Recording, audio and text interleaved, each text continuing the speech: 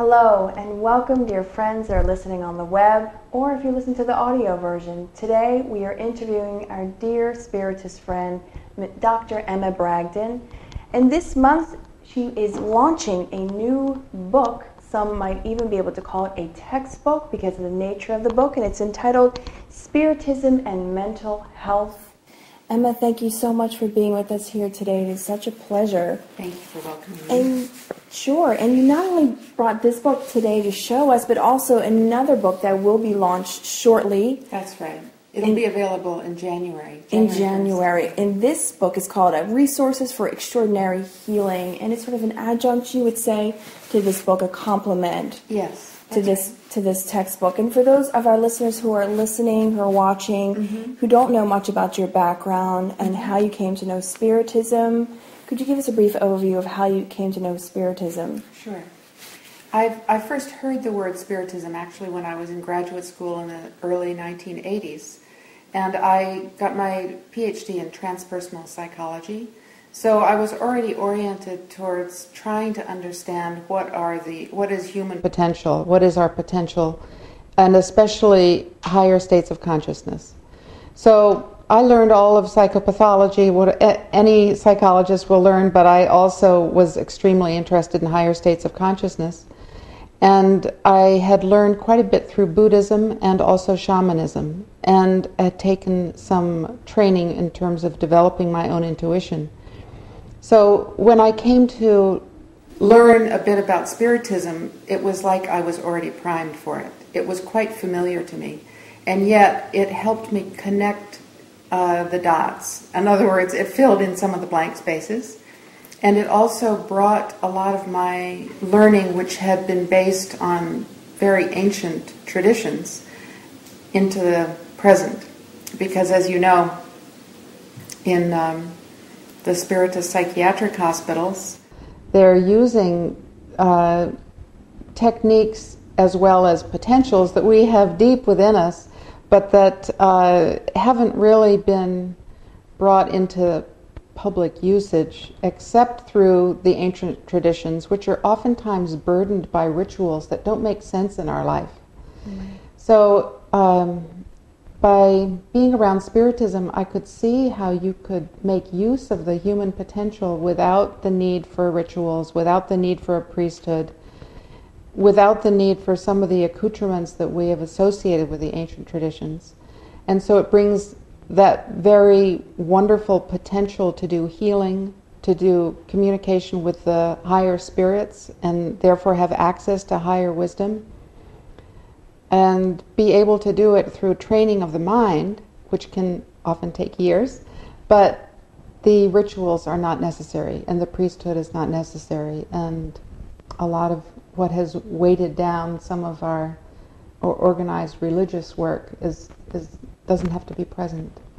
So you could say in so many words, it's almost as if you're being prepared over a period of time before coming to Spiritism, because everything just, like you said, all the dots just seem to come together. Yes. And so could you tell us a little bit about John of God and your experience there, and how that also played a role in you getting to know Spiritism? Sure. Well, when I went to visit John of God, I was not ill, but I was just very interested in who is this man, what's he doing? And his first words to me were, "I know you." And I was stunned by it. And I tried to understand it intellectually, but I've only now, 10 years later, just begun to have a deeper understanding of that on a personal level. I understand it also from the point of view of possible reincarnation, as if I've known him in the past. But it was watching his work, and I was able to be up close and really watch the physical surgeries he did, but also be around him when he was working with people without necessarily touching them or doing any kind of physical surgery. And he honored me by saying, "Please be close to me when I'm doing my work." So I was able to watch him and also to interview people, because I wrote a book about him, and more so what he was doing. The roots of health, I think, is what he was really attending to, and that's why he's had such amazing experiences in healing people, because he's dealing with the roots of illness. He's not just dealing with the symptoms. So when I interviewed people, and I interviewed also 5 doctors from that first book, which was called Spiritual Alliances, I got more and more perspective on the power of this work in Spiritism, and especially, his work is very phenomenal. You don't always see those phenomena in every Spiritist center, but I know that the Spiritist work is attending to the roots of health, and so in many ways it is very similar to John of God's work. So I was very, very impressed as I talked to people who experienced healing from cancer, healing from AIDS, and I myself now bringing people there, witness people healing from also very serious mental illness. I interviewed a woman who is now a physician who brought her severely retarded daughter to see John of God, and this young person is now in her 30s, and she has a PhD in engineering. Wow. So, you can look at that as just an aberrant kind of miracle and say, well, he creates miracles, this is outside any kind of physical laws. But then on the other hand, if you go more deeply into it, you realize that there are metaphysical laws that inform our physical reality. And the more you go into that, reaching into the depths of it, you can use those metaphysical laws to promote healing. It's not just a miracle. It's actually maybe not a miracle, and we need to adjust ourselves to that fact. That's really, really interesting.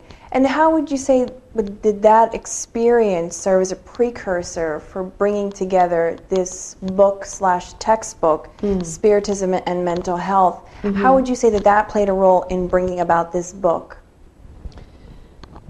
Well, when I saw that it was possible for people to heal from serious mental illness, and I knew from my academic background that most people with really serious mental illness are being taught basically to understand their limitations, understand that they aren't going to be able to have a full life because of their mental illness, that the Spiritist way was assisting people in such a meaningful and positive path that there is hope for people with serious mental illness. And what they need are the kinds of therapies that are offered in Spiritism alongside of conventional psychiatric care. So some of the patients that I have been able to speak with know very well that taking some psychiatric medication can sometimes be very important, and it can be important also for a period of time. And also having some kind of psychosocial work. So that might be psychotherapy. It might include also talking to a social worker. It might include making new decisions about how one is to be in one's family and with work. But alongside of that, in the Spiritist tradition, with the help of mediums, you're looking at where have you come from, not only in this life, but in past lives, and how might your past life experience be contributing to the mental illness that you have right now. And if you were involved with some kind of behavior or action events that were less than compassionate, you may need to atone, is perhaps too strong a term, but there's a rebalancing that needs to happen. And we can rebalance ourselves in this lifetime, kind of writing the books for what we did in the past. And by doing so, we can become healthier in terms of our mental wellness. So assisting people to understand that and to have a cognitive framework for their life through lifetimes, what spiritual evolution is about, how they can contribute to their own spiritual evolution and thus their own mental wellness, is an extremely important part of becoming mentally healthy and can be a very important part of addressing mental illness. So I was attracted to learn about these Spiritist psychiatric hospitals because I understood already from my background that the spiritual work can contribute to mental health, and I wanted to see how the balancing worked. How did they have mediums working together with physicians that were conventionally trained, both in diagnosis and in treatment, and how could they work as a team together? And how could it possibly be that at a Spiritist psychiatric hospital, they have a hospital on one part of the property, which would be standard for any hospital you'd see in the United States or Europe, but then also on the other side of the property, a school for training mediums, who were going to be the mediums and healers who would be working with the patients. So I was intrigued, curious, and I was, through the kindness of some psychiatrists that I met in Brazil, I was introduced to the administrators of these hospitals and allowed to really be their guest there and get to know their whole program and be able to witness the work of the mediums and the healers. And so it was through being in the hospitals that I learned about them. And then I wanted to tell the world more about what I'd seen. And obviously you can't go in with a movie camera into a hospital situation, because people generally feel that they don't want to be exposed for being in the hospital.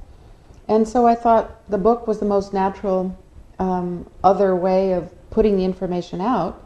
And I also wanted to assist doctors and practitioners who are working in the hospitals to have some kind of a platform on which to speak. So the book that you're holding in your hands is actually a collection of essays, most of which have been written by physicians who work in the hospitals as medical directors, but also practitioners of the therapies, of the Spiritist therapies, as well as, in some cases, people who don't have the education of being physicians, but maybe psychologists.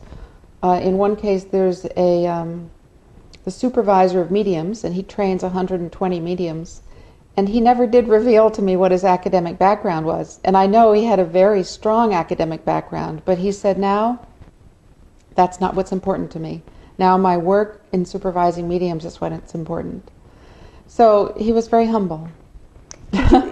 That's a beautiful story that you're sharing with us. Would you also mind sharing any particular part of the book, not one that's better than the other, but a short excerpt from the book, a particular essay that moved you a lot, just to sort of give a little teaser for our listeners, for our viewers, for those that are watching on the web or listening via the audio version of this, a part of the book that you are moved by. Could you share something? You either could read it for us or... Oh, thank you.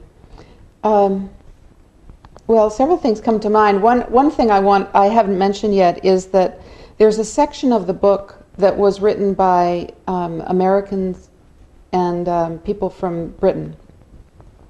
And the reason I wanted that section to be there is because in the case of the people that I invited to write, two of them are deeply immersed in consciousness research. And one of them is a biophysicist who could speak to the validity of blessing water and how laying on of hands with positive intention on water can change the structure of the water such that it does become, have the potential to contribute to healing. So, as you know, blessed water is used in Spiritist centers as well as in Spiritist hospitals.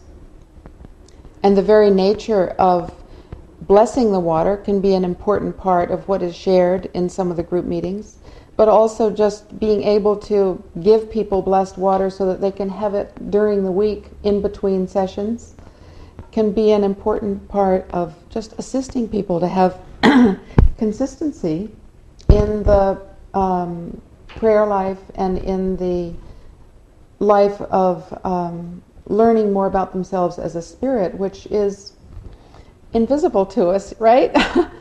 So it's very easy to touch our physical bodies, but it's much harder to actually physically touch our spirits. But the fact that we can have water that's been blessed and we can drink that water, which is very physical, and impact our spiritual life and our psychological life, I think is a great assistance. and the fact that Beverly Rubik, who is an extraordinary biophysicist, could not only write a chapter for this book, but also give some wonderful photographs of the molecules of water and how they change through positive intention of a person who is holding hands over them, can really help us to bridge from our needing things to be physical in order to be believable. So that, I think putting that section in the book was important, because Kardec himself said that the Spiritism can only carry on if it's fully aligned with science. And here we are 150 years after Kardec wrote, and our most current and well-educated biophysicists who are teaching at our best universities, at least one of them, Beverly Rubik, is saying, yes, we can bless water and it can contribute to our health and healing. So seeing the photographs, reading what she has to say about it, brings in the voice of science. Hearing what the consciousness researchers say about the impact of prayer, on the positive impact on prayer, on people who are hospitalized for physical illness, that also has quite an impact in terms of understanding that the Spiritist work does have scientific underpinnings to it.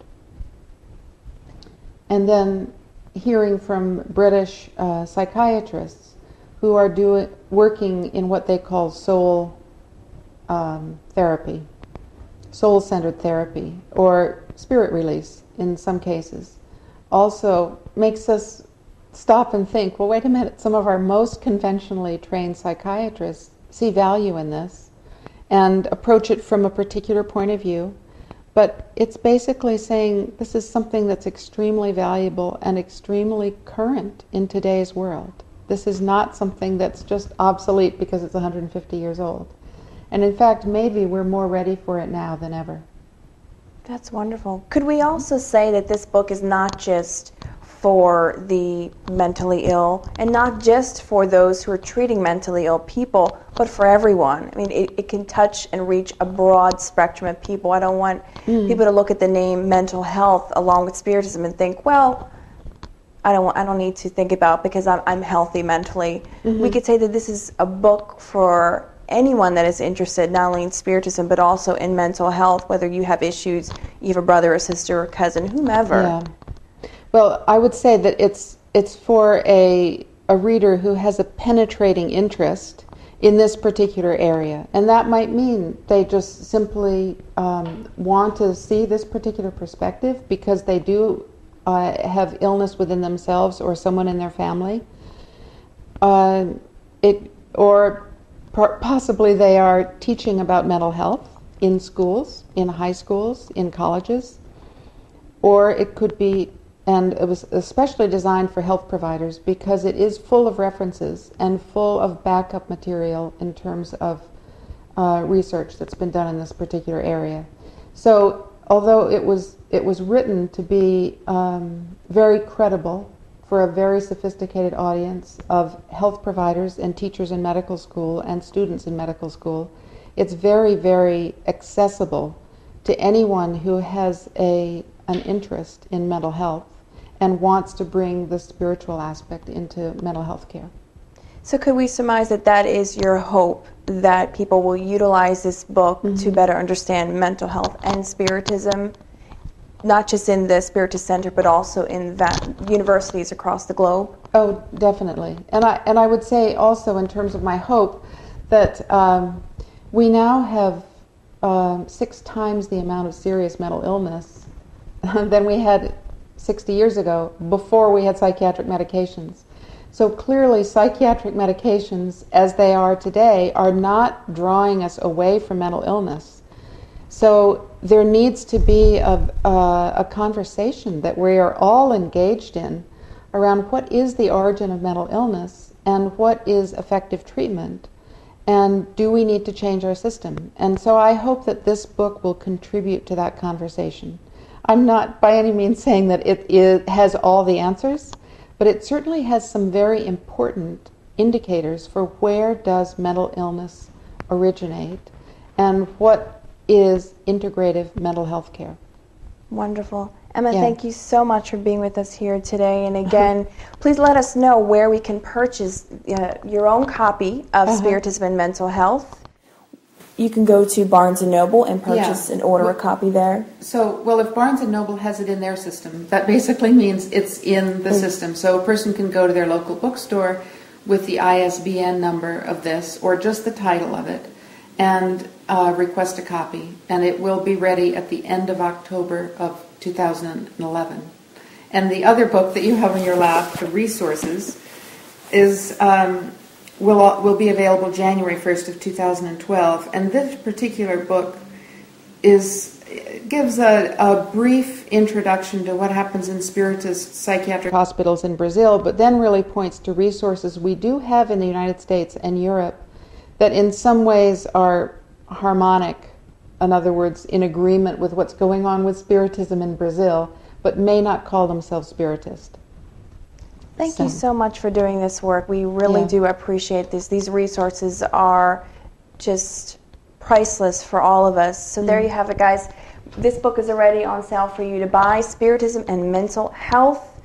Look up Dr. Emma Bragdon as well in the very near future, Resources for Extraordinary Healing.